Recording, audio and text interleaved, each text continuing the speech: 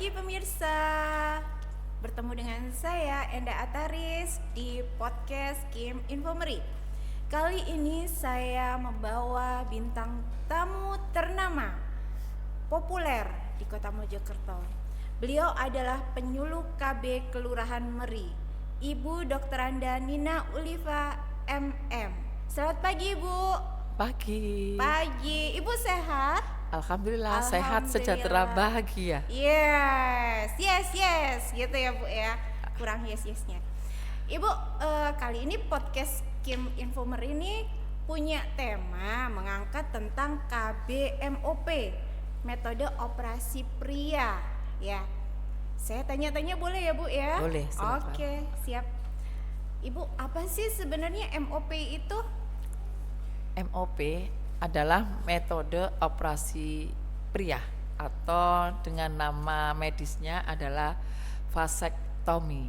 Vasektomi. Iya, vasektomi atau MOP itu diberikan kepada laki-laki atau para suami yang dilayani untuk mengikuti KB pria atau KB yang permanen. Begitu.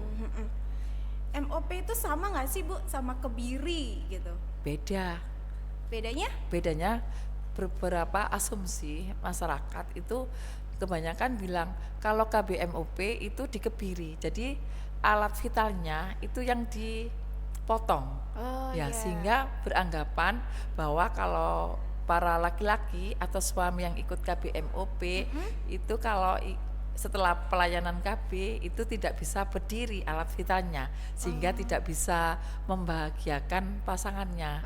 Padahal KBMOP sendiri itu kan sesuatu KB yang permanen tapi dengan cara diikat sehingga tidak menghalangi untuk orgasme atau ejakulasi. Gitu. Kalau habis diikat dibuka lagi bisa nggak? Bisa, tapi untuk tingkat keefektifannya, keberhasilannya itu memang sih tidak bisa 100% begitu. Oke.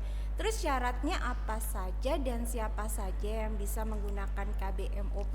Syaratnya untuk mengikuti KBMOP adalah pasangan suami istri yang sah.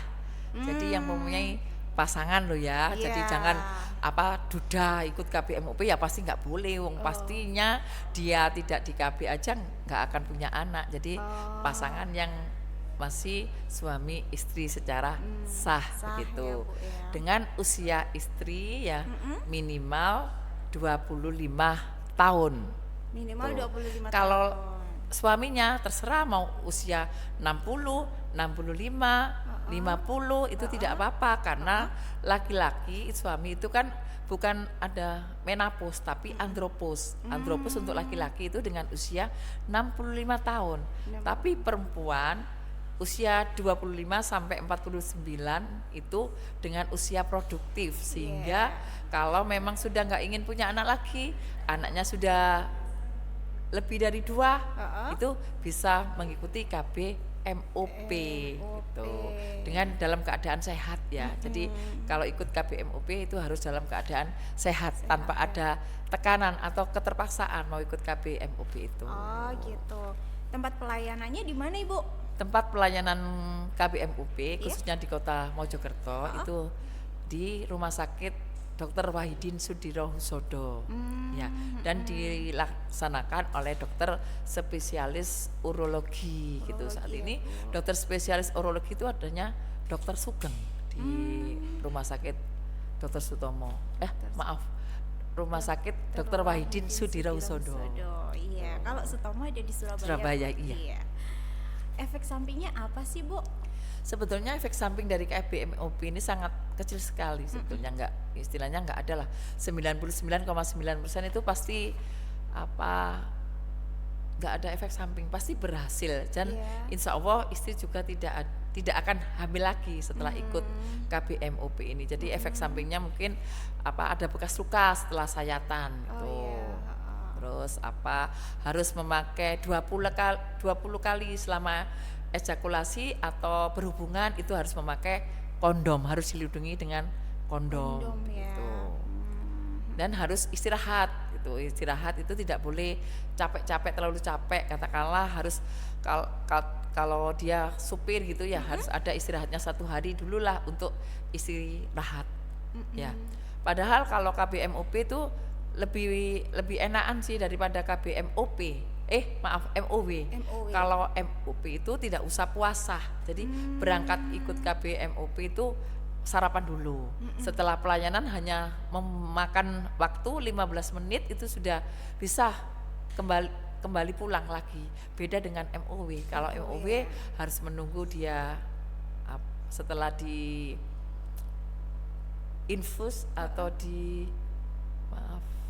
selesai pelayanan harus istirahat dulu sampai beberapa jam di rumah sakit baru bisa pulang kembali ke rumah. Kalau gitu. MOW itu untuk wanita ya Bu ya? Untuk MOW untuk wanita. Wanita. Hampir sama kayak Kalau MOP itu kan diberikan kalau si istri itu sudah nggak cocok dengan KB apapun gitu ya. gitu. Biasanya KB pil, suntik, implan, IUD dia nggak cocok. Nggak cocoknya mungkin kalau pil, suntik, implan itu kan hormon, bisa menyebabkan istri atau perempuan itu gemuk. Salah satu dari efek samping KB yang hormonal itu tadi, flek-flek hitam, gitu ya, gemuk, nggak cantik lagi kan ya gitu. Lah akhirnya ada pilihan 2 sih sebetulnya KB pria itu, ada kondom sama MOP ya. Kondom sih kalau pasangan sudah nggak ingin punya anak lagi ya kita arahkan untuk ikut KB yang benar-benar itu mantap, kontrasepsi mantap yang sudah nggak ingin punya anak lagi gitu. Oke Ibu. Terus apa yang harus dilakukan pasca MOP? Apa yang dilakukan setelah pasca MOP ada itu tadi, istirahat dulu. Istirahat yang cukup ya Bu, istirahat ya? yang cukup, tidak boleh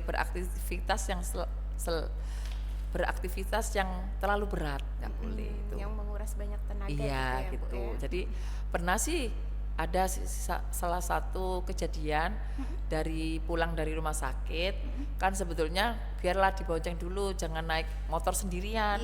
Akhirnya naik motor sendirian, jalan rumahnya itu mungkin nggak di kota, nggak di kota Mojokerto Makadam ya, keronjal. Setelah pulang ke rumah akhirnya berdarah. Itu yang tidak boleh.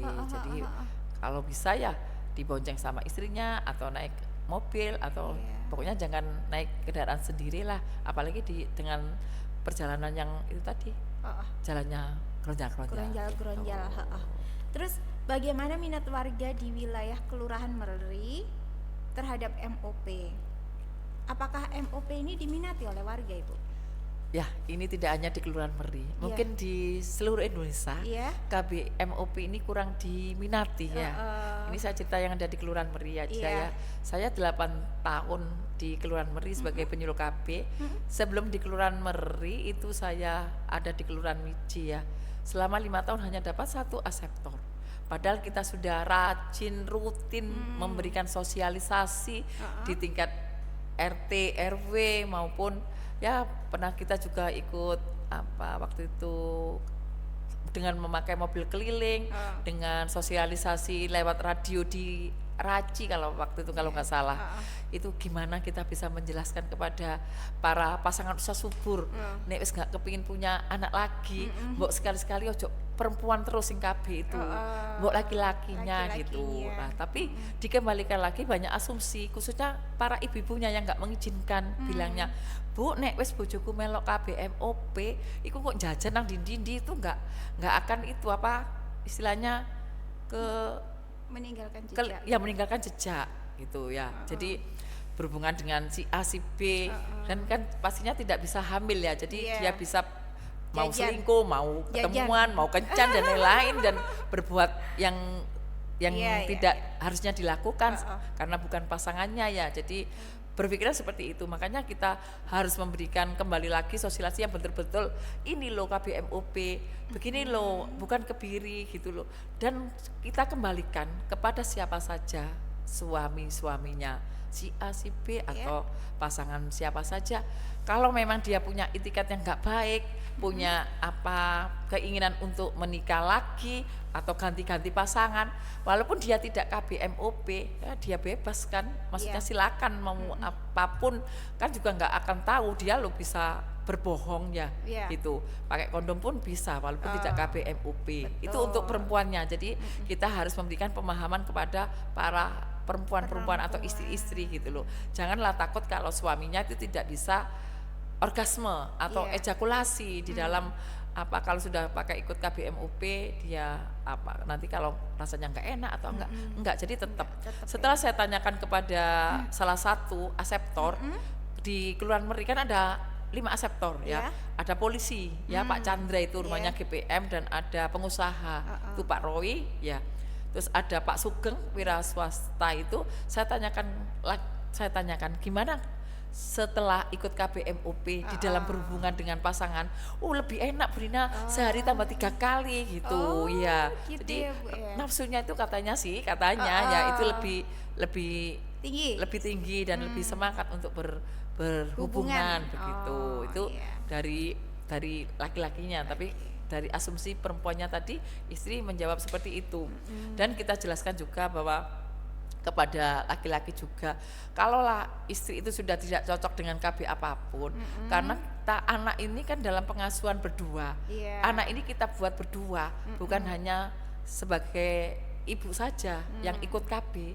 Kalau ibu sudah nggak cocok KB apapun, mosok dipaksa untuk KB perempuan, maksudnya dengan Iya, IUD, dengan implan, Iya. dengan suntik pil yang tambah gemuk kan, gemuk gak indah, bapaknya nanti akhirnya lari seperti itu ya. Jadi kita tetap memberikan sosialisasi yang benar, apa sih MOP itu apa efek sampingnya, siapa yang melayani, dan setelah pasca MOP itu seperti apa. Jadi diberikan penjelasan sejelas-jelasnya. Dan salah satunya kita mengajak salah satu aseptor yang sudah berhasil 5 tahun kemarin ikut KB untuk ikut testimoni, sehingga untuk istilahnya mengajak ngepas no hati nih si calon ini untuk ikut KBMOP. Jadi upaya kita sebagai penyuluh KB seperti itu. Siap Ibu. Ibu ada pesan nggak untuk para pemirsa podcastnya Kim Infomeri nih supaya mereka mau ikut MOP? Ada nggak pesan-pesannya? Silakan. Pesan-pesannya untuk Kim Meri. Buat pemirsa. Buat pemirsa yang pemirsa podcast ini ya kita khususnya untuk KB MKJP MOP ya, yang menonton saat ini nanti atau sesudahnya, para pemirsa ya jangan takut kalau suaminya itu ikut KBMOP, bahwa KBMOP itu bukan sesuatu hal yang sama dengan dikebiri. Pastinya seseorang atau aseptor KBMOP yang sudah melaksanakan KBMOP itu malah nafsunya itu lebih tinggi, nafsunya lebih baik, sehingga dalam sebuah keluarga atau rumah tangga itu diharapkan setelah ikut KBMOP itu menambah suatu keharmonisan di dalam sebuah keluarga, begitu pemirsa gitu. Dan si istri juga nggak usah takut kalau suaminya ikut KB ya nanti bisa jajan kemana-mana, enggak. Walaupun dia nggak ikut KBMOP, kalau dia punya karakter suka main perempuan, pasti dia akan jalan atau pergi kemana-mana tanpa pengetahuan istri. Begitu pemirsa. Begitu pemirsa. Baik Ibu, terima kasih sudah hadir di podcast Kim Infomeri. Jangan sungkan-sungkan, jangan kapok-kapok, saya undang lagi di podcast Kim Siap Infomeri. dengan materi yang lain lagi ya. Siap. Iya. Kita tutup dengan salam-salam ya. Salam-salam. Baik Ibu, gimana salamnya Ibu? Kalau saya bilang salam BKKBN, jawabnya berencana itu keren. Oke. Ya, nanti yang kedua kalau saya bilang salam KB, 2 anak lebih sehat dahsyat. Oke. Ya. Ya, kita mulai ya. Oke. Iya. Salam BKKBN, berencana itu keren. Salam KB, 2 anak lebih sehat dahsyat. Ya, terima kasih Ibu sudah mau hadir. Baik pemirsa, sekian informasi, sekian podcast dari Kim Infomeri terkait dengan MOP, KBMOP. Sampai jumpa kembali.